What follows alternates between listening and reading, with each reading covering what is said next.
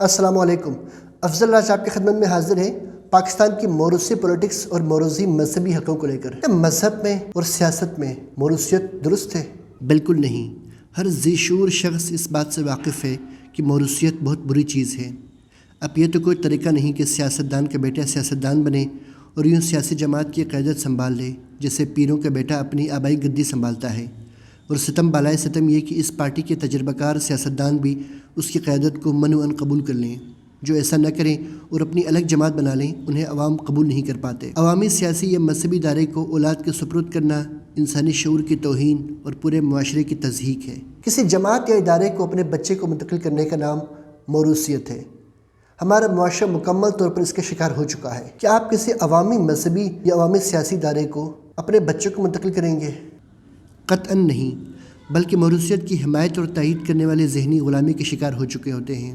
ایک عام کارکن اور خاندان سے باہر کسی بھی عالم کے سربراہی کا اتنا ہی حق ہے جتنے اپنے اولاد کا۔ موروثیت کے حق میں ایک دلیل یہ دی جاتی ہے کہ ہمارے معاشرے میں صدیوں سے علم کو سینہ گزٹ کے ذریعے منتقل کیا جاتا ہے۔ اسی وجہ سے خاندان اور ذاتیں کسی خاص پیشے سے منسلک ہوا کرتی ہیں۔ کمہار اپنے بچوں کو برتن بنانا سکھاتے ہیں، تاجر تجارت کرنا، سپاہی سپاہ گیری کرنا اور حکمران حکمرانی کرنا۔ یوں 4-5 برس کی عمر سے ان کی تربیت شروع ہوتی ہے اور 15-16 برس کی عمر تک وہ اپنے خاندانی ہنر میں طاق ہو جاتے ہیں۔ لیکن اب اسکول یونیورسٹیاں یہ ہنر سکھاتی ہیں تو اس خاندانی سینہ گزٹ کی بھلا کیا ضرورت رہ جاتی ہے؟ سیاست ہو یا مذہبی ادارے، موروثیت آپ کو ہر جگہ نظر آئے گی۔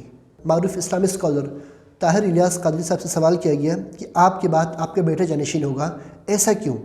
ان کا جواب تھا، سوال میرا یہ ہے آپ سے کہ آپ نے یہ بہت پازیٹیو سوال ہے کہ جانشین آپ نے اپنے شہزادے کو ہی کیوں بنایا اور اس کی کیا وجہ تھی؟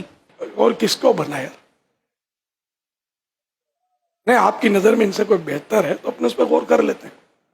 نہیں، میرے لیے کوئی ان سے زیادہ پاورفل بہتر ہے آپ کے پاس تو اب نام پیش کریں، لسٹ پیش کریں، غور کریں گے یار۔ ویسے بھی الحمدللہ یہ درس نظامی سے مشرف ہیں، مدنی ہیں، پھر ان کی معلومات بھی آپ لوگوں کے سامنے ہی ہوگی۔ ماشاءاللہ یہ سوالات جوابات، مجھے تو یہ خوش فہمی ہے کہ اللہ کرے گا تو میرے بعد یہ زندہ رہے تو مدنی مذاکرہ ویران نہیں ہوگا، یہ اللہ کرے گا سنبھال لیں گے۔ امید ہے مجھے اللہ ان کو زندہ سلامت رکھے کہ یہ سنبھال لیں گے اللہ کرے گا تو اب یہ کہ ویسے بھی اولاد کی طرف لوگوں کا رجوع زیادہ ہوتا ہے، یہ بھی ایک لوگوں کا روٹین ہے۔ تو اب اولاد ہے پھر اہل بھی ہو تو سونے پہ سہاگا، نہ اہل کو تو نہیں کھڑا کر دیا میں نے، تو یوں الحمدللہ یہ کہ آپ کے سامنے اب ان کو دھکا مار کے کسی کو لاؤں گا تو یہ بتائیے کہ مجھے نفع ہوگا یا نقصان ہوگا، اور دھکا ماروں کیوں میں؟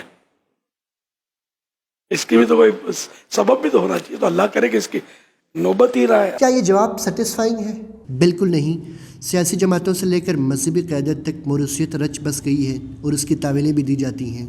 مطلب اتنی بڑی دعوت اسلامی میں ایک بھی ایسا شخص نہیں تھا جو شہزادے سے زیادہ قابل ہوتا اور اسے اپنی قیادت سونپی جاتی۔